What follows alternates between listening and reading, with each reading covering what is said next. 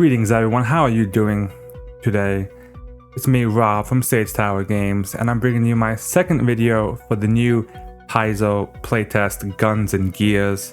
The first video was the Gunslinger video, which you can catch a link in the description of. This one, however, is for the Inventor, a brand new class to Pathfinder that we haven't seen before. Now, ironically, this is the third time I'm doing this video because of either distractions or the second time I recorded it live on stream, there was audio issues. So hopefully I'm gonna go through this one and I've had some time to look at it and let you guys know what I think about this class. Spoiler, it's might not be that positive. Anyway, let's hop in. So we have the Inventor iconic right here. You can see he looks pretty cool. He has this little like goblin robot construct thing. And there's a cool little hammer weapon. His armor has all different suits. So definitely it looks cool. But let's see. Key ability intelligence makes sense. 8 hit points plus your con. So decently healthy, but not super melee, but middle of the pack. Expert in fortitude and will. Training crafting right off the bat. So definitely we'll be doing a lot of crafting and a lot of those kind of checks. Modification are some of the key terms. Is anything that alters your innovation. You can kind of reconfigure these modifications as you wish. Unstable is the key part of this class. It's an action you can do that kind of gives your ability some special thing to do, but if you do it too many times, as in if you do it twice, there's a chance that it might just explode or it might just crash. So it's kind of that risk of how much do you push your innovation. So with that, we'll go into our first innovation, Explode. It's an unstable action, and you can see it causes your innovation to blow up, damaging nearby enemies. It does 2d6 fire damage in a 5-foot emanation around you if you're weighing or holding it, so if it's the armor or weapon, or if it's your construct, it does around your construct with a basic reflex save. And as your inventor level increases, so does the power. At 5th level, and every 2 levels thereafter, it does an additional 1d6 damage. And if you have the breakthrough feature, you can choose to either have it do 5 foot or 10 foot. And if you have the revolutionary class feature, 5 foot, 10 foot, or 15 foot. But basically you have this AoE fire blast you can do either on yourself or on your construct. That gets pretty good. So right away we have this good AoE blast attack. Innovations. So there's 3 different innovations that you can choose from as your kind of specialization aspect. The first is armor, then it's construct, and then it's weapon. So for the armor one, it has an AC bonus of 4, dex cap 1, check penalty -2, speed penalty -5, so you're going at 20 feet, strength of 16, and it has all these different modifications that you can start with. So the first one is Harmonic Oscillator. Its resistance to force and sonic for 2 plus half your level. Metallic reactions is acid electric. Otherworldly protection is, in most cases, it'll probably be negative and evil, but it's basically whatever positive or negative damage is bad for you and the opposite of your alignment. And then thermal insulation is cold and fire. So these are pretty interesting. Harmonic Oscillator is good in the sense that force and sonic damage, or force damage, is really big because not many things give you resistance to force damage. Sonic is not used that often, so it kind of balances it out. I definitely think metallic reactants and thermal insulation are probably going to be the 2 more popular ones, because it's the more common elements. So, but I can see harmonic fitting in as well.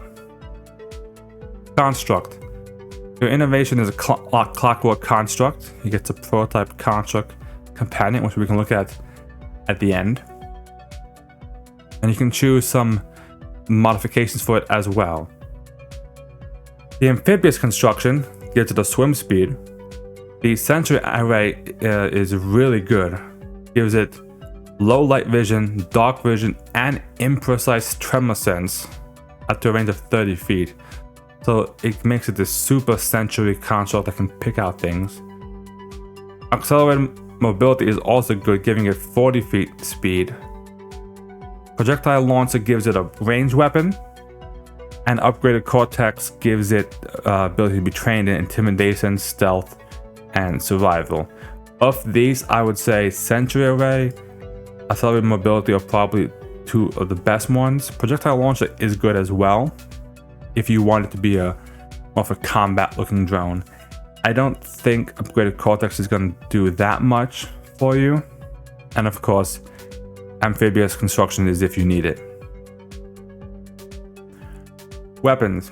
The innovation is an impossible looking weapon, augmented by numerous unusual gadgets. So it has the same stats as a simple martial weapon of your choice, but then you kind of build on it. So, what can you do to it? Complex simplicity. So if it's a simple weapon, you can increase your weapon's damage die by 1 step.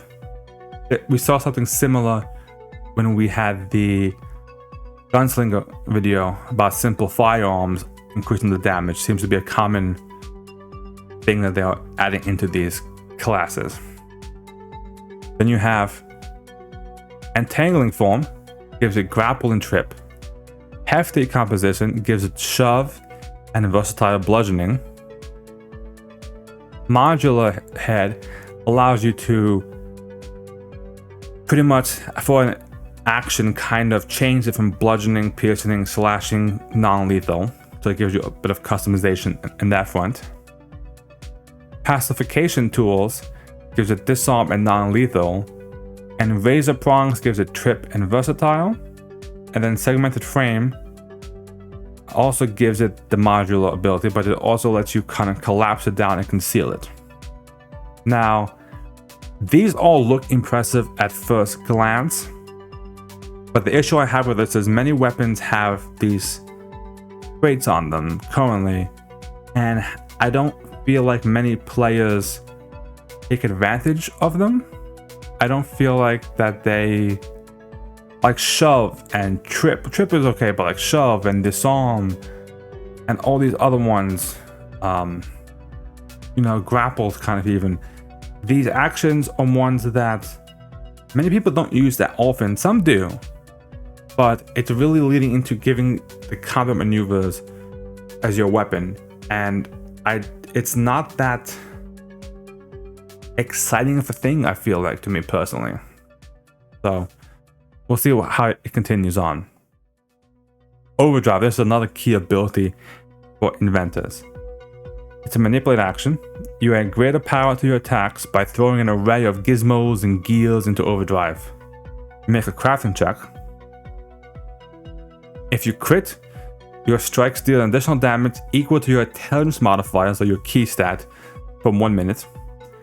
If you succeed, it does it half of your intelligence modifier. If you fail, you fail.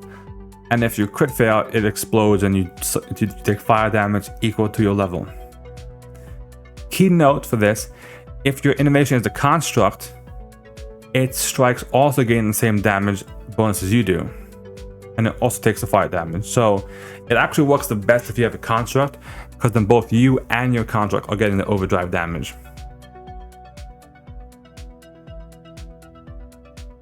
I'm gonna skip all the skill features. These are all the general things that everybody gets. Reconfigure is the next major unique thing.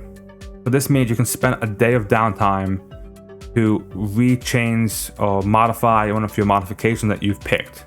So these choices that you've picked for your innovation, you can essentially take a day to pick a new one if you need to. So you can kind of pick yourself for what the situation calls for if you have the time for it. You can as well do it for any modification feats that you pick as well. You can retrain to a different feat. So they give you a chance to kind of choose what you need at that time. Skill increases, these are all like generally similar ideas. Offensive boost is your 7th level one, and this one increases or gives you a bit of a boost to your damage output as a class. So you get an additional 1d6 damage depending on what type you choose. So as you can see over here, chill, ignition, jolt, momentum. So pretty much you can choose between cold, fire, electricity, bludgeoning, slashing, piercing, acid. So you can add some sort of elemental damage or just add additional type of physical damage.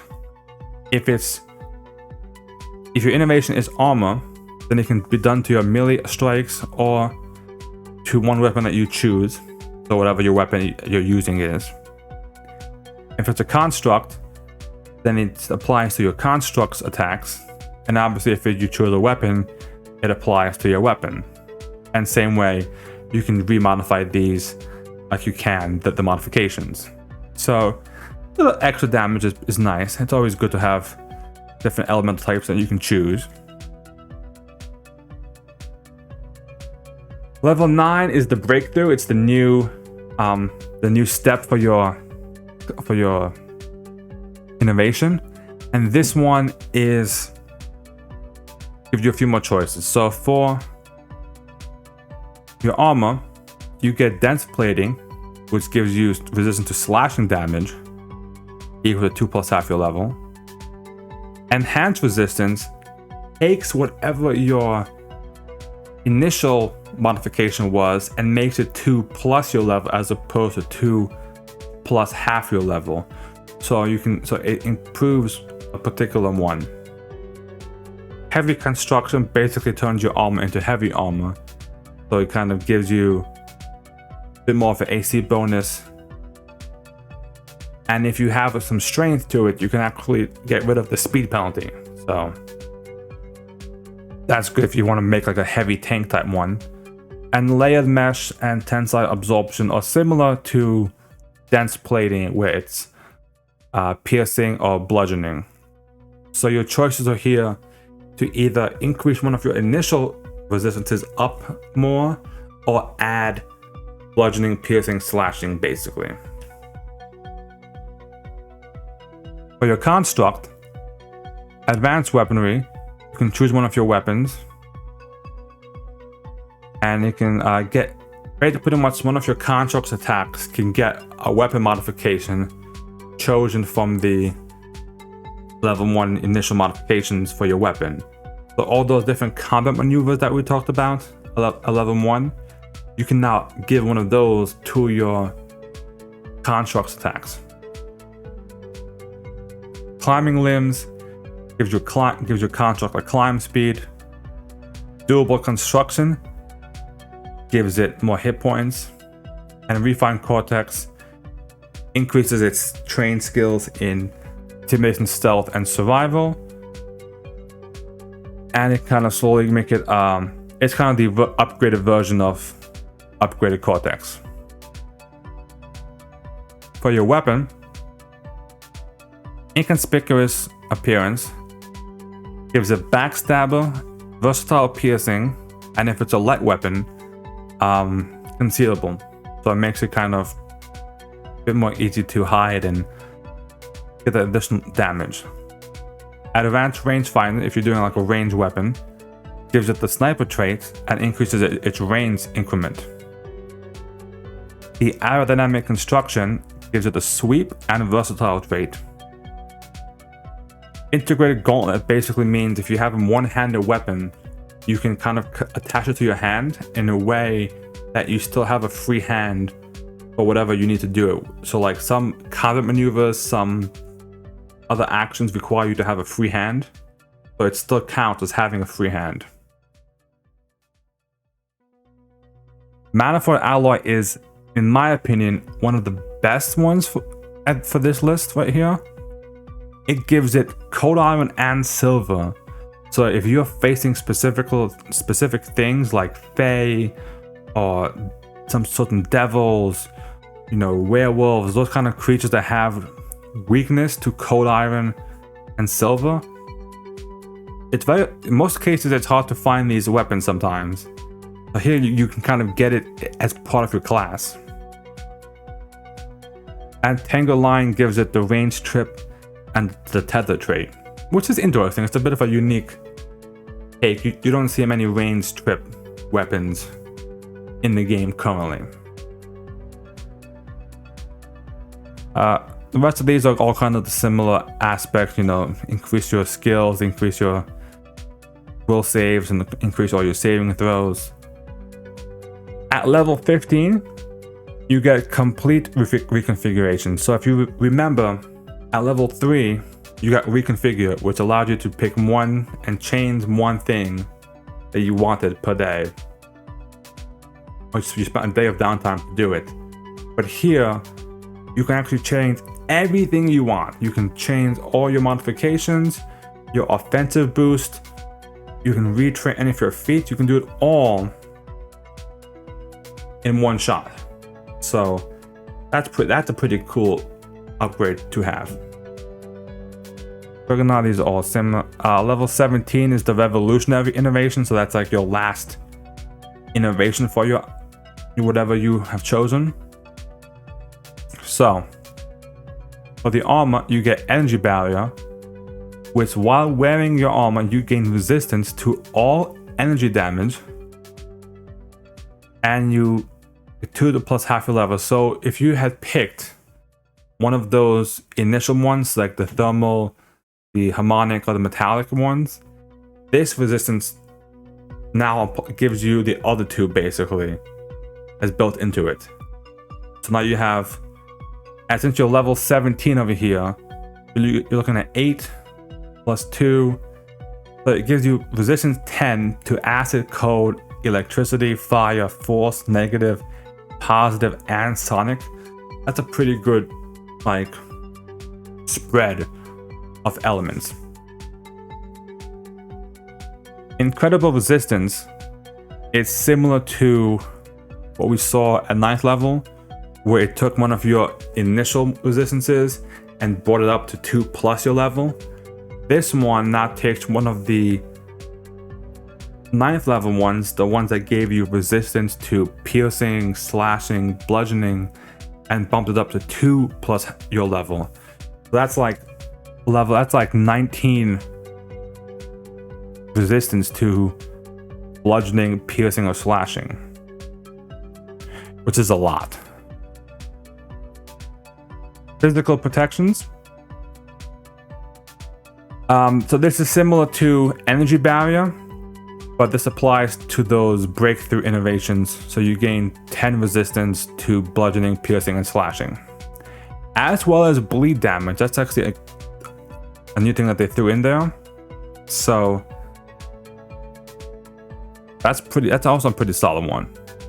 And rune capacity just means you gain additional rune to your armor. So if your armor could fit plus 3 runes, you can now fit 4 runes in it. Your construct. Alright. For your construct, flight chassis gives it a fly speed. So as you see at level 1, it can swim. Level 9, it can climb. Level 17, it can fly. Runic Keystone allows your construct to have a weapon property rune in it, which would make the attacks even stronger. Resistance Coating. Resistance 5 to all damage except adamantine, so it makes it tankier. Wall configuration, I'll scroll down so you guys can see it, is an interesting one. Your innovation can transform from a mobile construct to a stationary battlefield. To action, it becomes a 10-foot tall, 30-foot long wall.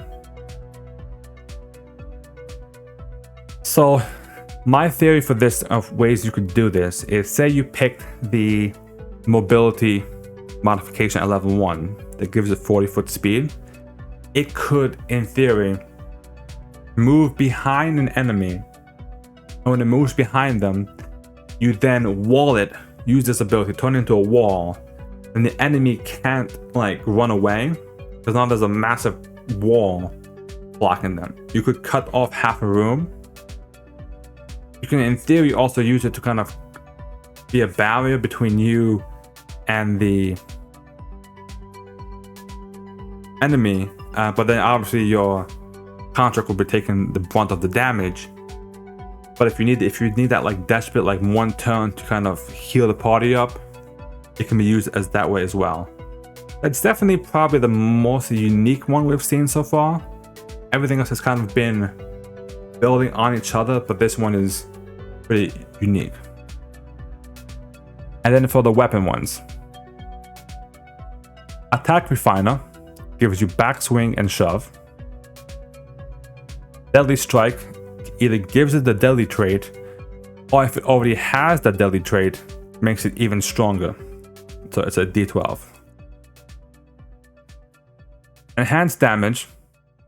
So similar to how there was a simple modification at 11.1 that made your simple weapons stronger, this one works for your martial weapons. It says that they don't stack, so you can't like take a simple weapon and increase its weapon die twice. So this is only for martial weapons. Momentum Retainer gives you the Forceful trait. Extensible Weapon gives you reach. If your weapon already has reach, it makes the reach even longer. So if you want a super reach weapon, that's insane. So you can just poke things from really far away. Impossible Alloy is one, when I read it, I thought it was really cool. And I'm thinking that it might see play. I haven't done much fight testing at this high level, but your weapon is treated as all 7 sky metals: Abyssium, Adamantine, Jezet, Innobrix, Noqual, Orichalcum, and Sicatite. I don't know offhand how many enemies have resistances that can only be overcome by the sky metals, but my guess is this isn't something that is common. Like you're not gonna probably find Orichalcum weapons or Sicatite weapons that commonly, I'm assuming.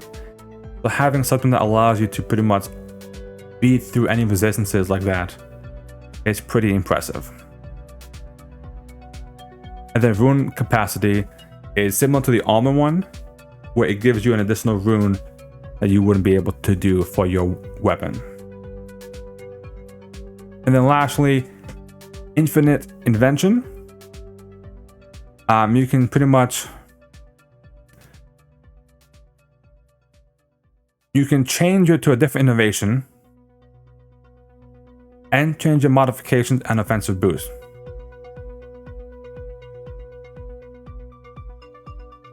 And obviously if you have, okay, so pretty much you can essentially redo your whole class whenever you feel like it. So before we go into the feats, let's take a moment and assess the class. Right offhand, I'll say I'm not overly excited about this class. I feel like it's too complex for its own good. It's unique. It has some cool things it can do, but I just feel like it's not. There's a lot of like going back and forth between things, and it's just, I don't know if the payoff is worth it, is what I'm getting at. So we'll hop into the feats and then we'll do a kind of overall check. But so far, I think my initial guess is that the armor innovation seems to be pretty good. Construct has its benefits. The weapon one, I feel like it's not thrilling me. Like there's a few innovations that look cool, but outside of that, for the most part, I feel like that they aren't that exciting. It's a lot of combat maneuvers, a lot of ways to interfere with your opponent, but not really do anything like crazy in my opinion. So let's hop into the feats. Built-in tools. Pretty much you have tools built into your innovation and sort of toolkits that you need. Explosive leap. It's an unstable move, so keep that in mind. And remember the ones that say were unstable, or if you do it twice, there's a chance that it might break. And modification on ones that you can retrain. So this means you get a 30-foot jump in any direction. Obviously, if your innovation is a minion, they do the jump if you need them to do it instead. Prototype companion. So this is if you want a construct, but it isn't your actual innovation. So you gain a companion prototype. I would say that's actually pretty good. So if you still want that little robot friend, but you wanted the armor or the weapon, you can do both. So that's cool. Tamper allows you to tamper with an enemy's weapon or armor. And if it's a weapon, it gives them -2 to the attack and damage rolls. If it's armor, it makes them flat-footed and slower. So unstable repair. So pretty much means that you can repair your innovation on the fly, basically.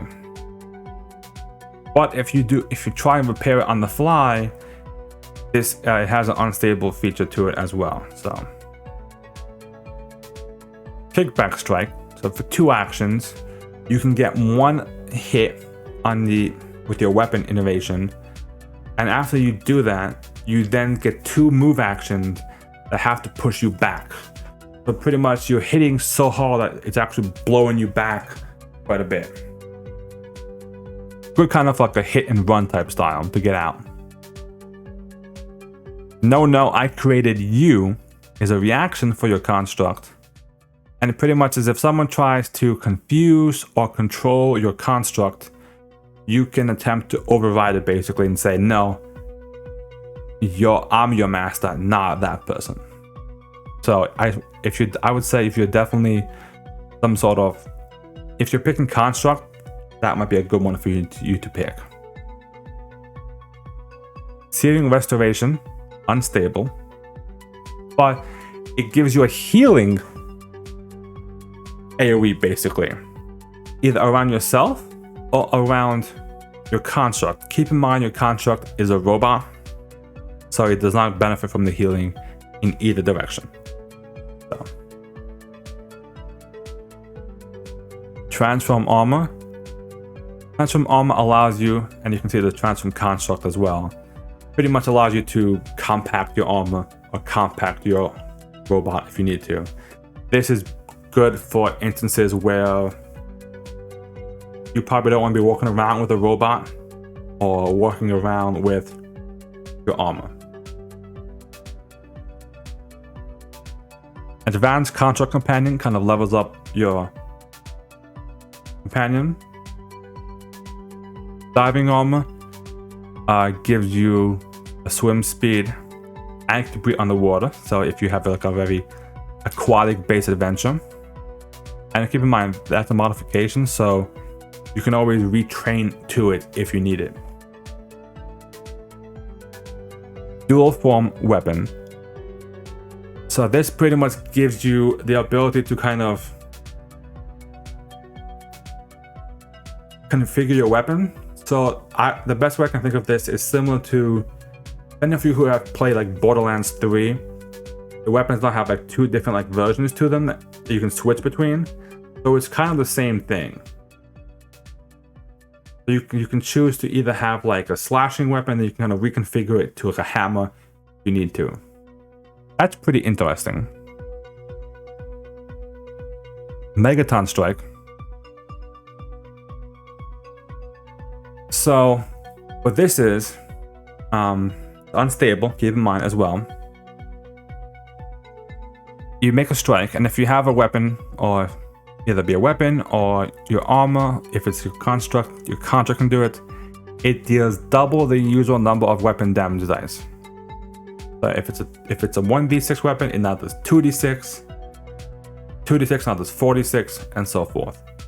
So it's one massive hit.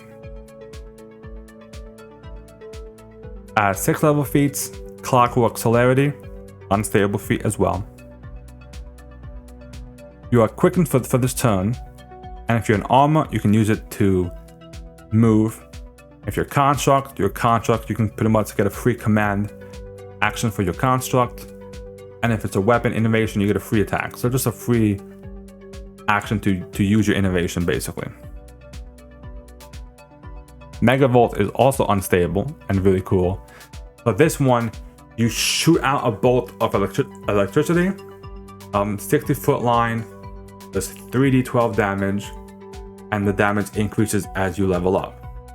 Keep in mind, it also increases range. So when you hit 9th level, it goes up to 90 feet, and then 17th level, it goes up to 120 feet. And if you have a minion, your minion can shoot the beam out instead. So it gives you this massive line of damage. Visual fidelity is also really cool as a feat. You gain dark vision, low light, and you can basically see invisible creatures. So they are concealed to you. But you still have to like look at them, but at least they're not like totally hidden from you. And you pretty much have resistance to being blinded. Gigaton Strike, upgrade your Megaton Strike, that big hit now also pushes them back. So you could do a lot of like messing around with the battlefield. By like with your knockback strike and your Megaton Strike, you can do like pushing people around. Incredible Construct Companion, again, just levels up your companion.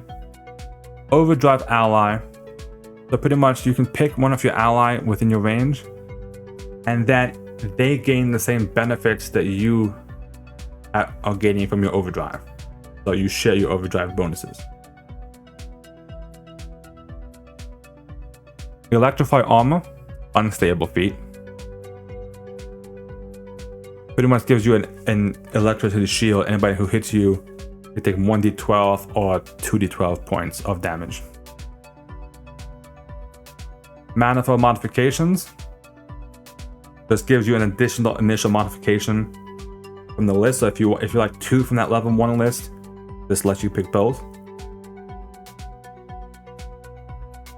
Tinker's Meddling, so you can actually tinker, not tinkle, with one of your allies' weapons, and they gain the same offensive boost that you picked at level 7. 12th level, so similar to the dual form weapon one, this one allows you to pick 2 different offensive boosts, so 2 different like elemental types that you want, and kind of choose which one you want. You can switch between them. So, Gigavolt, upgrade your Megavolt to where now when it normally is a 60-foot or 90-foot beam, it actually bounces off the walls. So if you have a 60-foot beam, it's gonna go 60 feet if you wanted to. It'll bounce around. It might be a bit complex to make sure it doesn't hit your party. The only thing that it does state is the same enemy can't take damage twice. So like you can't like bounce it into someone and bounce it off the wall, bounce it back into them kind of deal. But you can probably, if you do your geometry correctly, you could probably hit most enemies on the field with one shot. And Shared Overdrive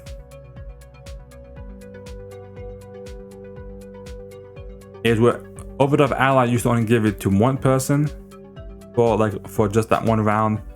This one gets the full effects for how long your overdrive is left. Your overdrive normally lasts a minute, so now they get it for the rest of that minute as well.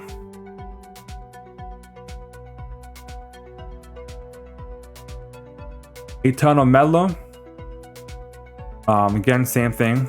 You can choose an ally, and you get the offensive boost that you chose, the innovations. I want to make sure for the how's that different? Okay, so Tinker's Meddling only lasts for 1 minute. Eternal Meddling lasts for the whole day. So it just makes it upgraded version of Tinker's Meddling.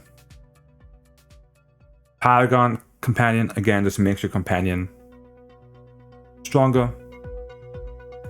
Unstable Redundancies gives you a free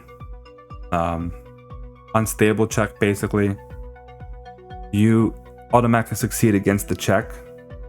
You can only use it once per day though. You can't rely on it again until you've readjusted your innovation. So pretty much you can kind of use it as a free action to make sure that your next unstable roll is automatically a pass. But then you have to repair it. Soaring Armor gives you a fly speed. You fail to account for this is interesting. Basically, you can use it as a reaction to make them have to beat your crafting DC as opposed to your AC from one attack. And you pretty much whip out some sort of gadget that helps you with it. So that's an interesting thing, and obviously it makes a lot of fun for kind of aspects of how you want to do it. Devastating Weaponry. This was one that I talked about a bit on the stream when I was doing it. So it makes you have, for your weapon, you attack everybody within 30 feet of you. Doesn't matter if it doesn't, even if you don't have reach, the weapon will do it for you. It means that you pretty much can attack. It's a pretty big AoE, and you can hit everybody with your weapon. That's pretty cool. Engine of Destruction is the exact same thing. It's just for your construct. So your construct can attack everything within 30 feet of it. Multifarious Meddler. Pretty much same thing like your Eternal Meddler feat, except this one, pretty much your whole party up to 6 allies. So that should cover everybody. And negate damage just gives you one reaction. You can just go 50 damage reduction flat out. 20th level, your full automation. So permanently quicken. We see a lot of these permanently quickened feats at high levels. And it just gives you the ability to either get a free action for your armor, free action to command, free attack.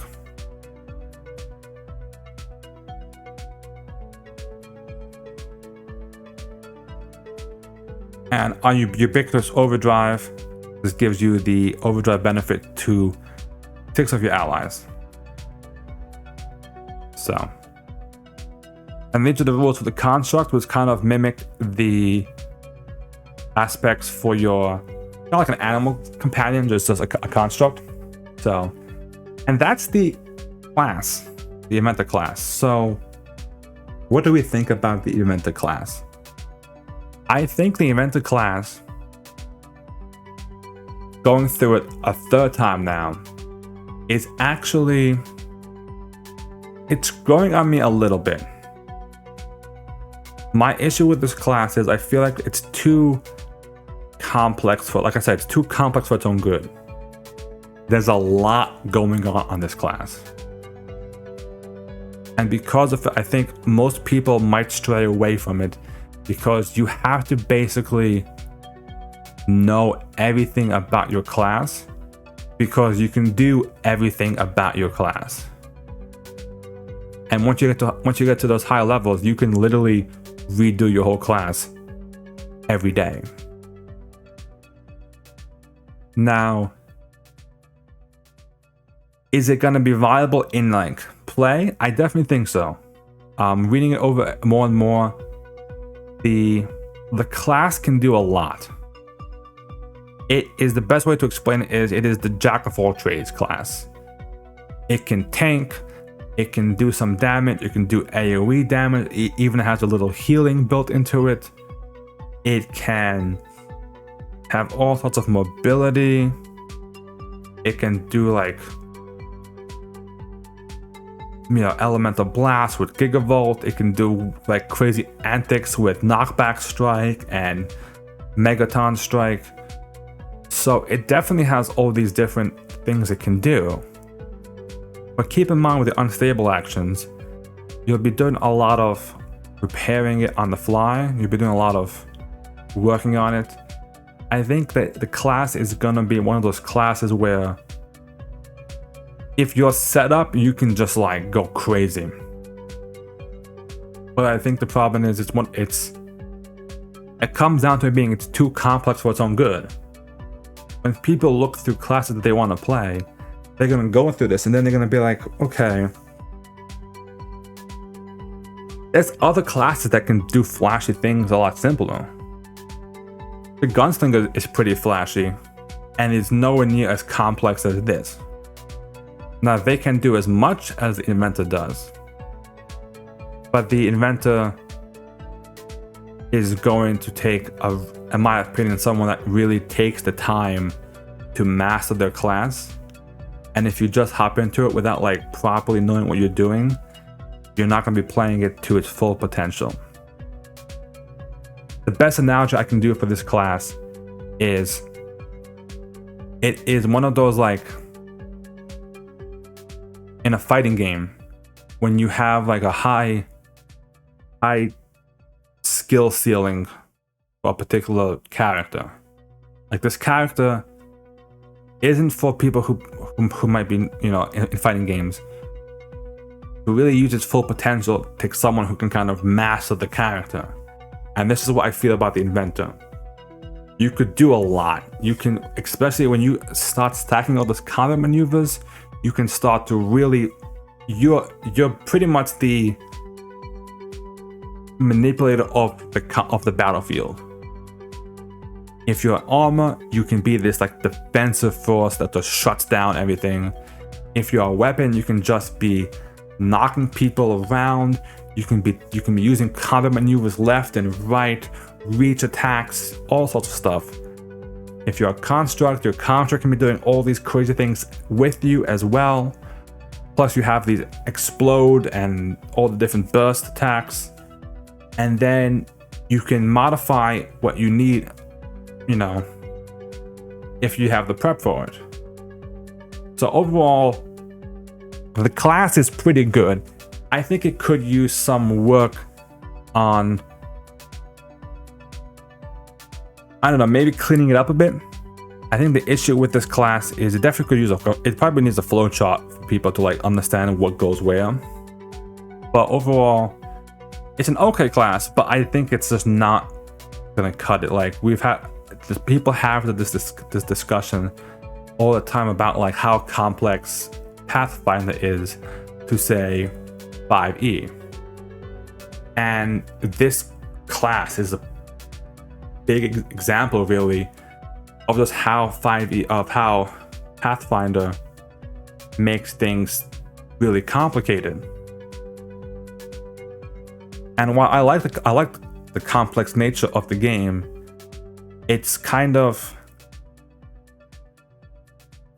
I don't know, I just don't think it's gonna be worth it in the long run. Where I think Gunslinger will have a much easier time slotting into like people's parties. You're gonna need to kind of have someone that really wants to play an Inventor and know that they can kind of fit that like jack of all trades type of role. But if they don't, then they're kind of not taking the full advantage of their class. So with that, what do you guys think about the Inventor class? Do you guys think it's good? Do you guys think it's too complicated? Do you think it's better or worse than the Gunslinger? let me know in the comments down below.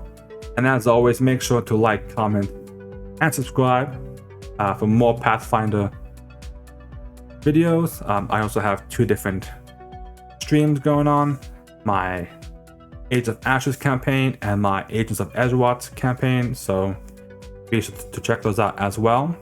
So thank you guys for watching, and I hope you guys are having fun with Guns and Gears.